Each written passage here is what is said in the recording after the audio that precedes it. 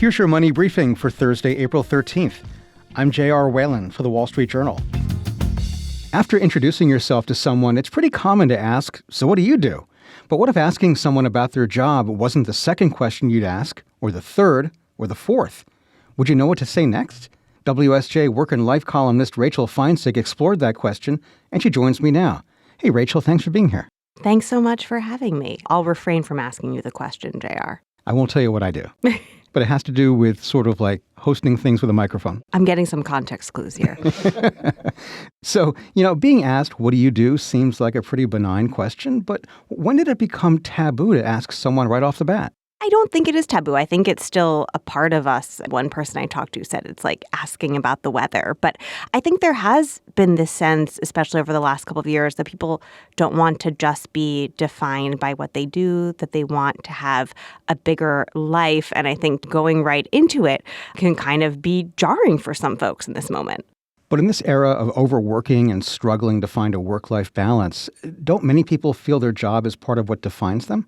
Yeah, I talked to people who found that all their social media feeds had been inundated with work, that they were kind of itching to have people ask them that question just so they could kind of put it out there. I think it can become this kind of low-level status competition, as another person described it to me. So yes, I think this is something that we're always kind of battling with, even as we maybe try to change our relationship to work. Oh, so something like, oh, you're a manager? Well, I'm a director. Yeah, a source for this said to me, he feels like people are always kind of low-level sizing each other up, maybe trying to figure out who makes more money than the other person. So there's a whole undercurrent going on? Yeah. And when we swap our job titles, we're really trying to say something about how busy we are, how important we are, how valuable we are. Rachel, a few recessions ago, I was out of work for a stretch of time, and I remember cringing when somebody would ask what I did for work, because I was out of work.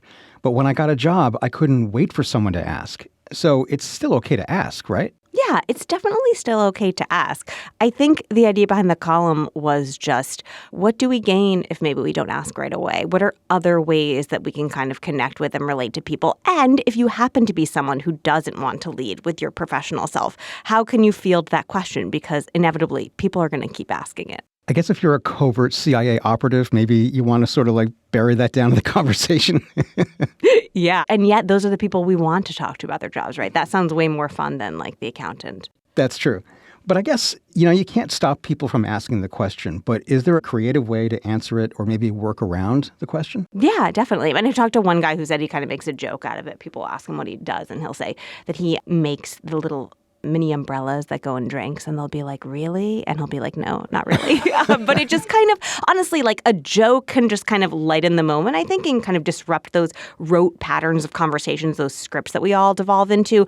You can also just kind of lead with your hobbies, your family, other parts of your life, and then add as a kind of last final beat, an afterthought almost. In my day job, or the way I make a living is, and you're kind of throwing it in there at the end and taking some of the focus off of that. And then one last tip is to talk about what industry you're in, what you actually do, but not focus as much on your title or the company you work for. And the idea there is that might not be forever. And so that was a tip that I got from someone who had been laid off, JR, who had actually been fired and found that his identity was pretty tangled up in the circle of work friends that he had, the prestige of his title, being in management, this brand name that he was working for. And those are the things that can kind of go away. But maybe what you're actually doing, your profession, the field that you're in, that might be something that people might want to focus on. Is there some sort of a stigma associated with asking someone about their job?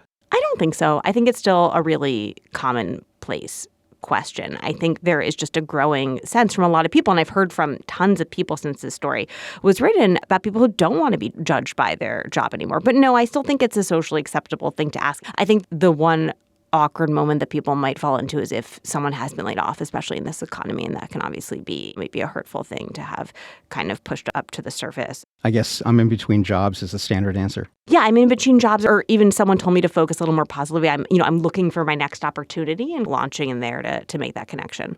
But let's say you're at a party and you meet people you haven't met before. Wouldn't not asking about their job, at least during the introduction process, be a hard habit to break? I think it is a hard habit to break. I think we're all totally used to this, but I also think it is possible to shift. I talked to someone who felt like her job had become her entire personality, who would just sit there hoping that people would ask her what she did for a living. It made her feel better about herself. She said she kind of worried that people, before she said what she did, people would kind of be thinking like, who's this idiot? And throwing her title out there would kind of be this thing that would make her seem like a valuable person. But she was able to shift, and now she asks people how they fill their time and what brings them joy. It might seem a little weird at first, but I think it's possible to shift the conversation. There's more to life than just work. Exactly. We're more than our jobs. All right, that's Wall Street Journal work and life columnist Rachel Feintzeig. Rachel, thanks so much for being with us. Thanks so much for having me. And that's your Money Briefing. I'm J.R. Whalen for the Wall Street Journal.